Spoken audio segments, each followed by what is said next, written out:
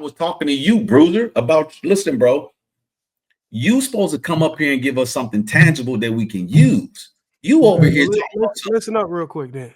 All right. Fellas, the whole thing about taking numbers, that's just a concept. That's just some game. What Riz and Trav call Trav and Marcus call it. A little Riz game. Always leave your number with the girl. Don't just leave the number, leave your intentions and expectations as well. Because what that does for you is if she decides to when you in Baltimore, I'm tired of playing games with you now. Kenny, it's not that serious, man. Let's go ahead and get back to the show, man. We got people that's watching. I'm gonna show them what. Okay, but we got people that's enjoying the show. Let's go ahead and level set. This is virtual. I'm gonna hold you to what you said. We just having a discussion. I think I slept on it. Kenny, I'm gonna hold you to what you said. Kenny, we just having a discussion, brother. Let's go ahead and have a mature conversation right here. Didn't you? Go ahead. But fellas, if you leave your number with the woman and you leave your expectations and your intentions as well with the number, if she decides to use that number, is green light on the expectations or intentions.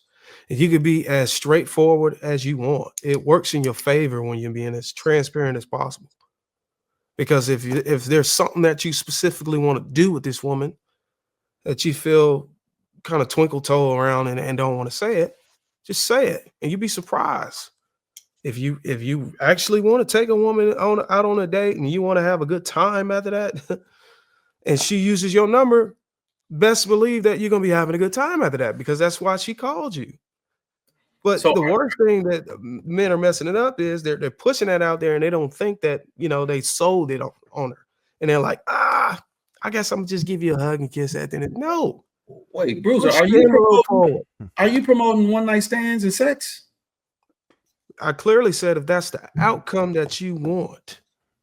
I thought you'd be saying that dudes should be prioritizing marriage and women shouldn't deal with men unless they are marriage minded. So it doesn't matter. It doesn't matter if what I think a man should do if his outcome is a specific outcome. But I'm talking about what you're encouraging. If you are of marriage and you think men should get married and you think women should not waste their time with men who are not marriage minded, you promoting whoredom. If a man wants to be a whore and that's what he want to do, and he's trying to get to from point A to point B, you're going to teach him how to do it. I could communicate on how you could do that. That doesn't mean that. Why are you communicating that if you stand for the opposite is what I'm asking.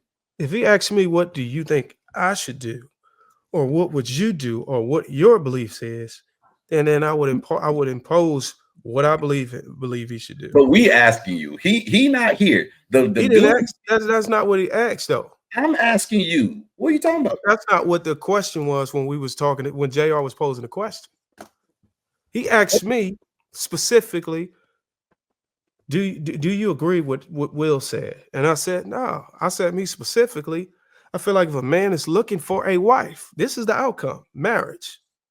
Then he should focus on one woman. And I used the sports reference. That's aligned with my ideology. Wait. So you're telling me that, so we can put a little competition on it. You're telling me that you would advise a dude to just talk to a woman, whisper sweet nothings in her ears, so to speak, give her your number, and that be that. If she calls you, now you're in the driver's seat. That's your advice to the guys? That's a start.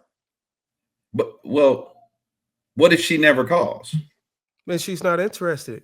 No, that's not true. Some women just don't want to make the first call. That's just how some women are. Let me ask you a question. If I gave a woman my number, I don't have her number. How can I be the one to make the first call, Will? You can't. You don't have her contact information. Okay, so how does it even make sense to make that statement you just made? Because it doesn't matter. If you ask her for her number, if she don't like you, she'll probably give you the wrong number, or she just won't take your call. What's the difference? That's what you're missing, Will. She never gave me her number. I didn't miss that. You didn't ask for the number. You just said yours. If she gave you the wrong number. Listen, we already tackled that, remember? You've no, never taken a number from a woman. No, that's what you're saying. I don't agree with you. Well, that's why you got a problem. Because you don't agree with me, you have a nuance. No, the nuance is you gotta potentially get a wrong number from a girl. That doesn't happen if you give the girl your number. Bro, it don't matter if you give her your number. You can't make her use it. So at the end of the day, so now you're moving. No, I'm not. Listen. If she's going to use your number, sir, if you made that good of an impression where she would use your number, you also made a good enough impression for her to give you her number and answer when you call. But what I'm trying to tell you is it's not necessary at this point. Can you at least address that if you do give her your number, you remove the nuance of her giving you the wrong number? Can we just address that first? Yes, that's perfectly fine. Yes, I agree with that. But listen, bro, if she's going to call you, that means she was interested enough in you to give you the correct number if you would have asked for it.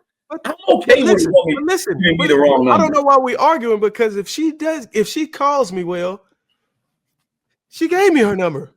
Listen, right. But listen to what I'm saying to you. I'm not saying your method don't work for you. I don't know if your method works for you, but because I don't know if you actually do what you're saying right now. But I'm not saying your method won't work. What I'm saying is it wouldn't be the advice that I give to struggling guys who don't know what they're doing. That's what I'm saying. Well, why wouldn't the method work? Bro, because struggling guys are anxious. You give a girl your number, these dudes would be losing, they would be losing sleep worrying about if she's going to use the number. Bro, it's a lot easier to be in the driver's seat. You call a woman and she tells you she's not interested, she doesn't answer the phone, or you get a number that's obviously the wrong number. You can move on. Did it dawn in on you that perhaps the method I'm trying to push to the people I'm talking to doesn't apply to the struggling man? It doesn't. It's no, I don't know why we would be talking to non-struggling men. I don't know why we would be giving messages. My message is not contingent upon whether you struggle or not. This is a method that works for anybody. What dude is successfully getting the results that he's wanting? He's looking for other ways to be successful, getting the same results. I don't know why you keep moving the goalpost so much. I'm not moving the goalpost at all, sir. I'm right here. Hold on, y'all. We got away from it right now, because first off, we were supposed to be talking about people who were trying to get married, right? We started going on like trying to smash chicks and all of that. The video was about trying to court a woman for marriage, and is multiple partners something that you should do on that would segue you into a marriage, right? So I think Judge Bruiser, if you wanted to answer the question, if you had something specifically on that, like let's just say, how would you court a woman for marriage specifically? That's your purpose, that's your goal. How would your interaction look with you just meeting a woman who you're trying to court for marriage, not smash? Okay, I'm gonna let Bruiser think about it for a second. Let me get Mark in there, because I know he just came up. Mark, can you answer that same question that I was going to ask Bruce? I'm sorry, man. Can you restate the question for me? I apologize. Okay, yeah. So, I'm not sure if you saw the video or not. It was Myron, and he was arguing with a dude. The dude said he pretty much blamed Myron Gaines for his advice because he told him to smash a bunch of women. He ended up smashing a bunch of women. Apparently, he didn't like it anymore, and then he said he got to the Bible and used that. And that's how he was able to find a wife. But Myron Gaines' argument was that, well, I led you to that point with the advice that I gave you. You were experienced enough women to understand how to find a wife.